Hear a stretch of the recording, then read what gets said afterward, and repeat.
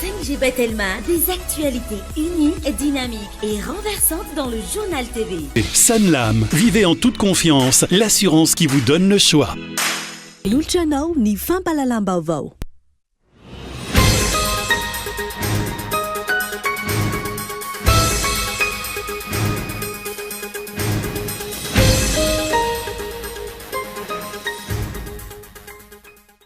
Ailky ny mpitondra amin'ireo teknisianina sy ireo mpitatitra ny antony sy ny olana mahatonga ny lalana ho simba sy potika tanteraka ny ankamaroany ankehitriny. Ireo lalana eto amintsika izay tsy nisy ny kojakoja sy fanamboarana noho ny vola izay mikasa ny fiadidinan'ny repoblika. Samba ny tao anatin'ny tantaran'ny baolina kitra malagasy no tafiakatra amin'ny lalao manasa-dalana amin'ny fifaninanana baolina kitra eto Afrika ny ekipam-pirenena malagasy. Nandresy tamin'ny isa 3 manoloana ny Mozambika ny Barea ny Madagasikara omaly. Taoriny ny fandresena, saika nivoaka tena andalambe avokoa ny ankamaroan'ireo mponina naneho ny avaliany. Any ivelany, nandray fiapetra vaovao amin'ny fianakavian'ireo olona terrorista ny fanjakan'ny Israelianina omaly. Taorin'ireo fanafina miisa 2 fanesy, ny zoma sy ny sabotsy lasa teo tao Jerosalema. No amorain'ny kabinetra ny toerana ihany koa ny fikarakarana taratasy sy fahazoan'olon-tsotra basy. Ny andinindin'ireo avy hatrany ary.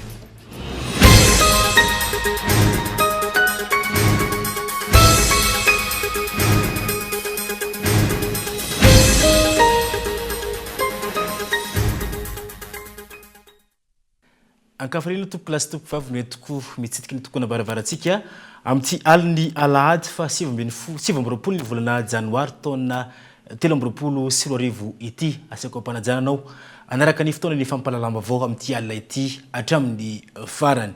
Ny anomboantsika izany aeliky ny mpitondra fanjakana amin'ireo teknisiana sy ny mpitatitra ny antony sy ny olana mahatonga ireo lalana ho simba sy potika tanteraka ny ankamaroany amin'izao fotoana izao. Ireo lalana eto amintsika izay tsy nisy ihany koa ny fikojakojana sy ny fanamboarana noho ny vola izay nigaja ny fiadidinan'ny repoblika. Gaeton Andriatsilafo. Manoloana ny faratsiana sy ny fahampotehan'ny ankamaroany lalana eto amintsika amin'izao fotoana, miezaka mamono afo ny mpitondra fanjakana ary mitady anilika izany amin'ireo teknisianina sy mpitatitra. Isan'izany ohatra ny fanehoan-kevitra ny Prime Ministre lehiben'ny governemanta farany teo. Voalazany tamin'izany fa ireo mpitatitra no nangataka ny ampiakarana ny lanja afaka entina ho 70 taona tamin'ny vanim-potoan'ny Covid-19. Zavatra misy dia manaiky an'izany potika ny lanam-pirenena eto amintsika. Ny antony voalohany dia tsotra. Tao anatin'ny reny Covid valina retina reny ny mpampiasa ny lanam-pirenena, indrindra reny camion ngeza reny, ny mpitatitra reny dia niteny hoe avelao malaladalaka zay ampiakaro ny tonnage les cieux. Zay moa niteny hoe tao fotoanany reny ny filohan'ny repoblika niteny hoe anapotika ny lalana io ny fampiakarana tamin'ny taona 2024 ny tonnage les cieux. Dia hitantsika nivokany potika ny lalam-pirenena.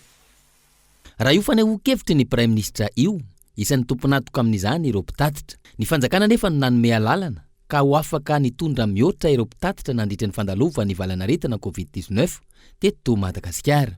Fanontaniana mipetraka manoloan'izany ny hoe raha toa ka ny taona 2024 no fantatra sy ny arahana hita fa amotika ny lalana, ny didim-panjakana navoaka ny mpitondra no io fangatahan'ny mpitatitra io, inona no antony tsy hanovana izany hatr'izay ka hatramin'izao? Sa miezaka manilika andraikitra ny mpitondra ka ireo mpitatitra no menatsiny amin'ny fahampotehan'ny lalana. Ankoatr'izany ihany koa, nilaza ny Prime Ministre lehiben'ny governemanta fa misy ny vola ao amin'ny fond routier. Tsika manana ny fond routier satria lazainy ombianimbiana aza ny vola ny fond routier sy ny sisa. Manana ny fond routier tsika. Amin'izao fotoana zao manakaiky ny 600 milliards d'ariary ny vola tsika ao anatin'ny fond routier. Inona araka izany no antony tsy nirosona tamin'ny fanamboarana sy ny fikojakojana ny lalana tao anatin'izay taona maro izay. Mazava ho azy fa isan'ny antony tsy nahafahana ny kojakoja ka nahapotika tanteraka ireo lalam-pirenena amin'izao fotoana ny tsy fivoahan'ny vola natokana hikojakojana ny lalana. Izany hoe tsy nivoaka io vola ao amin'ny fond routier, voalaza ny Prime Ministre io. Ny antony teo anivony ny fiadidinan'ny repoblika sy ny primatura ireo atota taratasy ary lasa ny andra ny sonian'ny filoham-pirenena sy ny Prime Ministre ny famoaham-bola ahafahana ny roso tamin'ny fikojakojana ny lalana. Tsy ny fanamboarana sy ny fikojakojana ny lalana ihany nefa, tsy voaloha ihany koa ny karaman'ireo mpiasa eny amin'ireny station de pesage ireny, any ka tsy misy intsony ny fanaraha-maso, ny lanja ny entana entin'ireo fiara vaventy. Ary ny tena olana goavana, tsy misy mamaly ny appel d'offre natao ireo mpandraharaha malagasy no ny fahitana fa misy ny olana. Manay mafy izy ireo fa tsy azo vola tahaka ireo mpandraraha manao ny asa teo aloha. Izany hoe tsy matoky intsony fa azo vola raha toka vita ny asa fanamboarana sy ny fikojakojana. Lalana izay avokafoky Madagasikara ihany koa afaka ifamezivezeny ireo vokatra maro samihafa sy ny mpandraharaha fa fandraiky amin'izay indrindra mipoitra tsikelikely ankehitriny ny tsy fanatanterahana ny entretien ny fikojakojana ireo lalam-pirenena eto amintsika. Isy fiantraikany govana izany aoriana kely ao indrindra fa aorian'ity fotoam-pahavaratra ity ary hisy fiantraikany ihany koa amin'ny vidim-piainana raha ny nambaran'ireo solombavambahoaka ka anerina mitondra fanjakana idirakaiky ny makasika izany. Ambara ombieniombieny fa ny fahatsaran'ny lalana no antoko ny fampandrosoana ny Madagasikara. Ankehitriny potika tanteraka ny ankamaroan'ny lalana eto amintsika ary hiamafy izany fahasimban'ny lalana izany aorian'ny fotoam-pahavaratra. Tsy vitsy anefa ireo mpampiasa ny lalam-pirenena manerana ny nosy no velon-tarena noho ny faratsiany lalana io saingy tsy mbola misy hatreto ny fianoany fitondram-panjakana azy. Isan'ny misakana ny famokarana raha teo ny faratsiany lalana io ary vato misakana ihany koa ny fampandrosoana ny isam-paritra. Ny antony fahitana azy tao anatin'izay 3 taona izay dia misy orinasa amin'ny 300 any kojakoja lalana matianina ireo tao anatin'ny 10 taona 20 taona izay miara-miasa amin'ny ao anatin'le fond routier dia hitantsika fa najanona mijanona daholo ny orinasa ireny aty tsy voalohany volana. Raha meo ohatrana fotsiny orinasa iray mahazo eo 10 kilomètre teo isa taona ny azona orinasa iray ampitombona 300 zay any amin'ny 3 kilomètre. Tsy nanao tsika 2020 nanao kely, tsy nanao tsika 2021, tsy nanao tsika 2022. Zany hoe raha nahazo an'ireo zany ny orinasa ireo nahazo ny asa ohatra amin'ny mahazaka isa taona dia any amin'ny 100 kilomètre tany ny lalana tokony voakojakoja tao anatin'izay 3 taona zay tsy nisy zay. Olana mipetraka ihany koa ny tsy fandoavany ny fanjakana ny volan'ireo orinasa mpanao lalana hany ka tsy misy intsony ny fikojakojana ny lalana eto amintsika ary hamaro ihany koa ireo lalana potika ao tanteraka. Le orinasa mpikojakoja lalana izay nampiasa ny volan'ny fond routier hatramin'izay tsy niasa intsony satria tsy voalohany volana. Dia zay ny antony mahatonga ny lalana tsisy mikojakoja. Ny volana efa lazaina fa ao fa ny raha manao appel d'offre ngery zareo ireo orinasa ireo tsisy misoumissionné intsony anatin'izay appel d'offre izay dia mazava hoa mazava be ny fahasimbany lalana amin'izao fotoana izao satria mitambatra loatra le tsy fanamboarana le fikojakojana. Ny vezivezena isan'ny fampandrosoana raha tsisy ny vezivezena amina faritra hita famoaham-bokatra dia hitantsika fa misy fiantraikany be dia be amin'ny vidim-piainana zany anisan'ny tena fijalian'ny vahoaka zany zany. Hitomboisa araka izany ny lalana simba aorian'ny ny fotoam-pahavaratra ity raha tsy misy ny fandraisana raikitra ataon'ny mpitondra sy ny ministera voakasika. Makasika ny fandalovan'ny rivo-doza indray kosa no hoentina aminao ny tatitra avy ao anivon'ny BNJRC tamin'ity androany ity. Tafakatra 720 ireo namony ainy araka ny tatitra navoaka ny BNJRC ny tolakandro teo tamin'ny 4 ora sasany. Misa 120 ireo olona tsy hita popoka mitotaly 470 sy 704 sy 7 lala kosa ireo olona trabona manerana ny Madagasikara ary miisa 420 sy 107 céréales ireo tokantrano trabona amin'ny faritra 70 manerana nosy. Misa 570 sy 705 sy 4 kosa ireo dibodrano ary 270 sy 1 ireo tranopotika tanteraka manerana ny Madagasikara. Fa ho an'ny valinaretana Covid-19 indray kosa olona miisa 10 no voamarina fa mitondra ny tsemokaretana Covid-19 eto Madagasikara ny totanisa navoaka teo anivon'ny ministerany fahasalamam-bahoaka tamin'ity androany ity. Miisa 4 ny manerana nosy ireo faritra hitana zany tranga izany. 4 eto anivon'ny faritra Analamanga, 3 Atsananana, 2 Aniboeny, 1 any Atsimo Andefatra araka ny tatitra atrany. Tsy nisy kosa ny ainana fohy saingy miisa 5 kosa ireo tranga ao anatin'ny tranga fahasarotana na ny forme grave izany. Io totanisa io zay azo teo anelanelan'ny datin'ny 20 janoary hatramin'ny 17 janoary lasa teo. Ino tapany voalohany teto anivon'ny fampahalalamba avao dia hisenty vetivetsika antantareto dokavato reto rehefa aveo indray ary.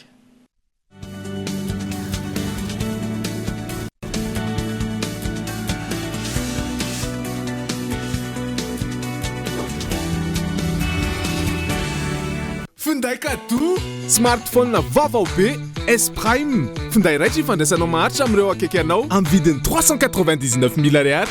Misy fihenam-bidy koa amin'ny finday iFill Prime, FM Prime sy ny Mifi 4G. Tonga vaingana eny amin'ny Telma Shop anjifan'ilay ho anao. Telma, safidiky numéro 1 malagasy. Une voiture détruite, une voiture qui prend feu, une panne avec un bébé, une collision. Puis, on se souvient que quand on est chez Sanlam, on peut être tranquille et confiant car on est protégé contre les accidents, l'incendie, le vol. On a aussi droit à une aide au constat, au remorquage et même à un véhicule de remplacement car l'assistance est gratuite. Et oui, gratuite. Et tout ça au travers de 4 nouveaux packs Auto Sanlam au choix. Avantages, évolutive, confort et liberté. Sanlam, vivez en toute confiance, l'assurance qui vous donne le choix.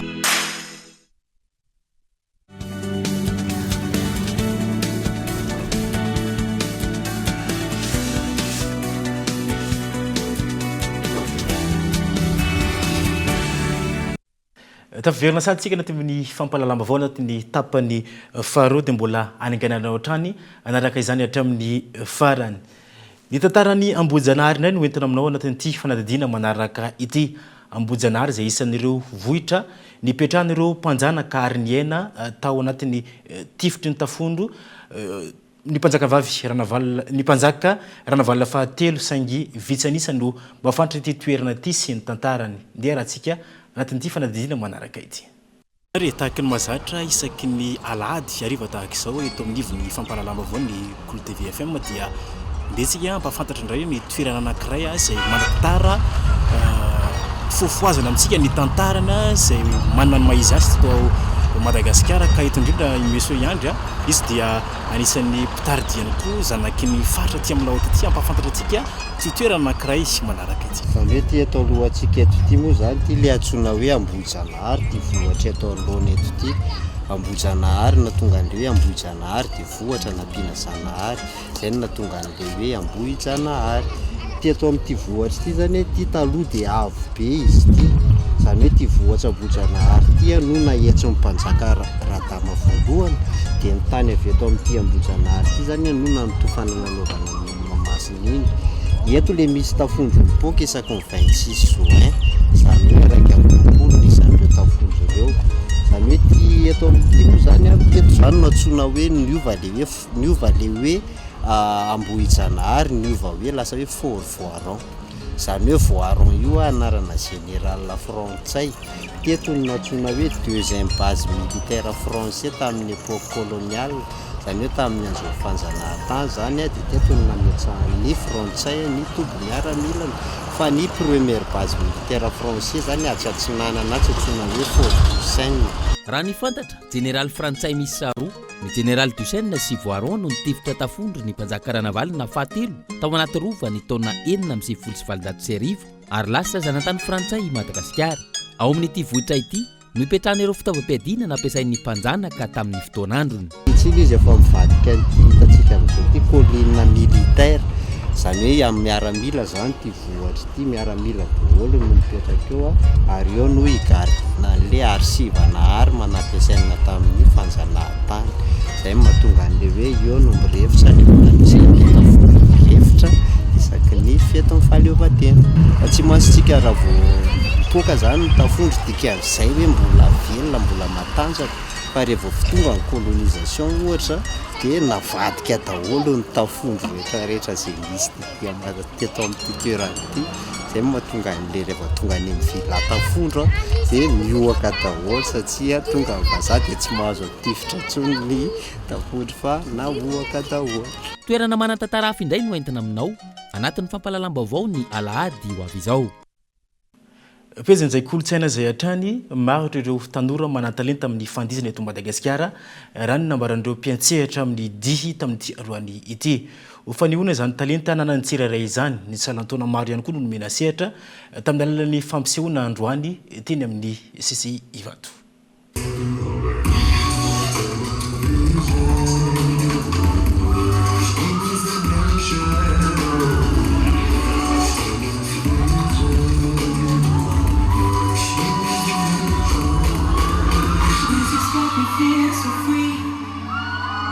Celebrate and dance so free.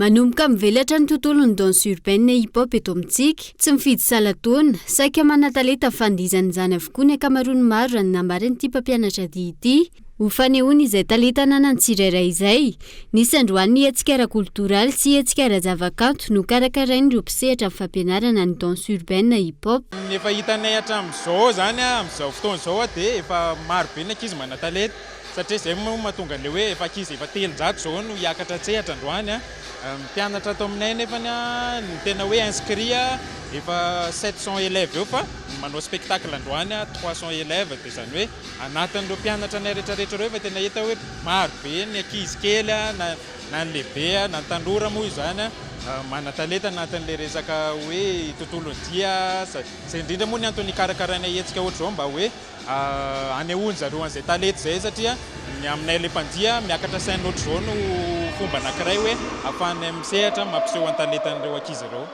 Androany nisy ny fampisehoana lehibe nataon'ireo mpianatra eo anivon'ny école de danse urbaine SMK Obus School tetsy amin'ny CCI Vato, hetsika ny karakaray ny fikambanana SMK Obus sy ny école de danse urbaine SMK Obus School ho fampahafantarana ny tontolon'ny danse urbaine hip-hop.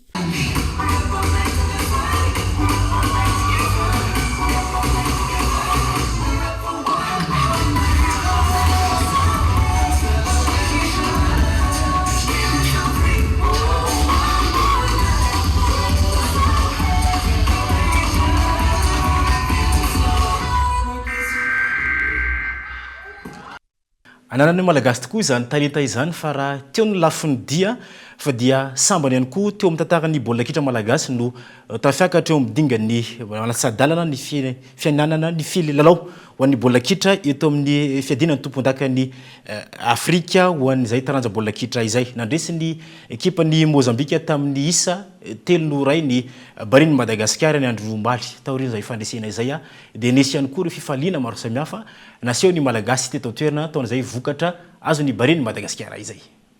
Tafiakatra amin'ny lalao manasadalana amin'ny CHAN 2023 ny ekipa pirenena malagasy Barea de Madagascar omaly nandritra ny lalao ny fanandrinany tamin'ny Mozambique dia hita taratra ny fifehezan'ny ekipa pirenena ny lalao ary nitarika tamin'ny isa 2-0 manoloana ny Mozambique ny Barea de Madagascar teo amin'ny 20 minitra ny andohan'ny lalao ampahefadalan'ny CHAN 2023 tany Algérie. Napititra ny baolina faharoa kosa ny ekipa pirenena malagasy teo amin'ny minitra 17 ary teo amin'ny 17 minitra ny baolina fahatelo farany.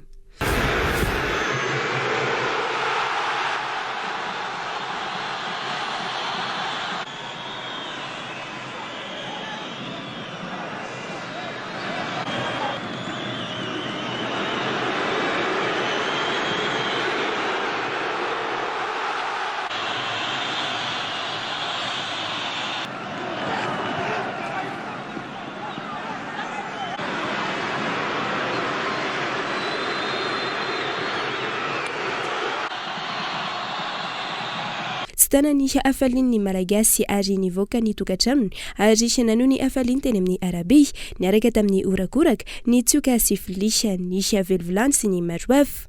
Saika hita tamin'ny faritra maro manerana ny nosy izany endrika firaisan-kina sy fifaliana izany.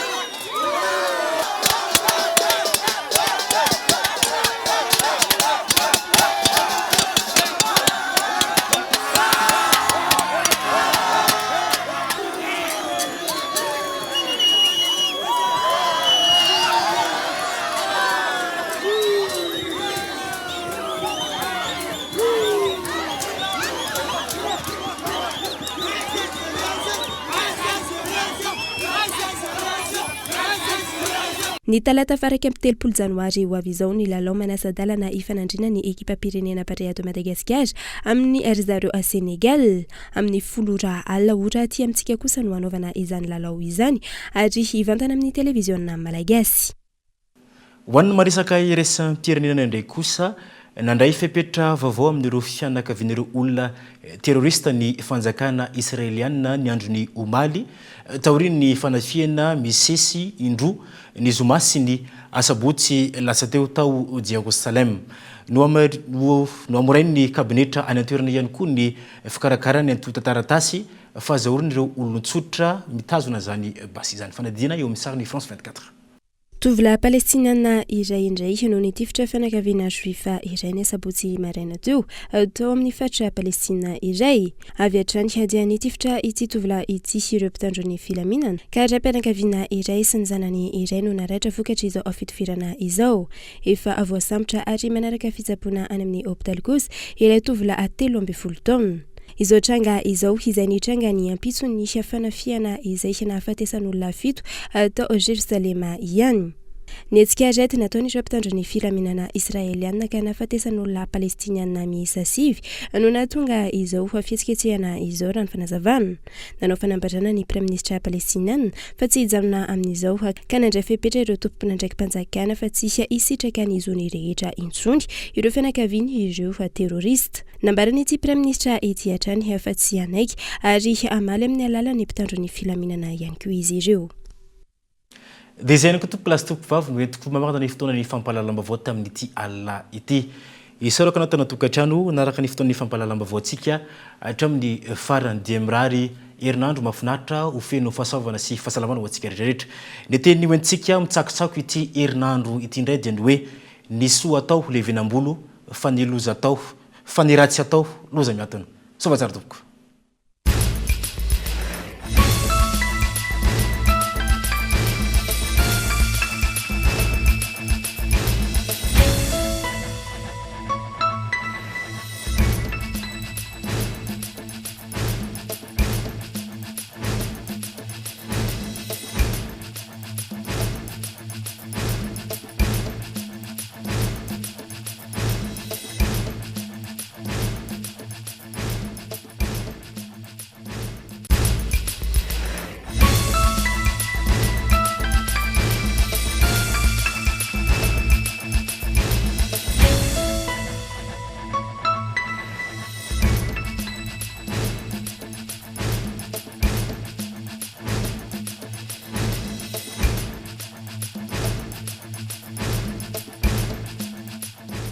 Sanlam, vivez en toute confiance, l'assurance qui vous donne le choix. Vous a présenté Nivavo. 5G Batelma, des actualités unies, dynamiques et renversantes dans le journal TV.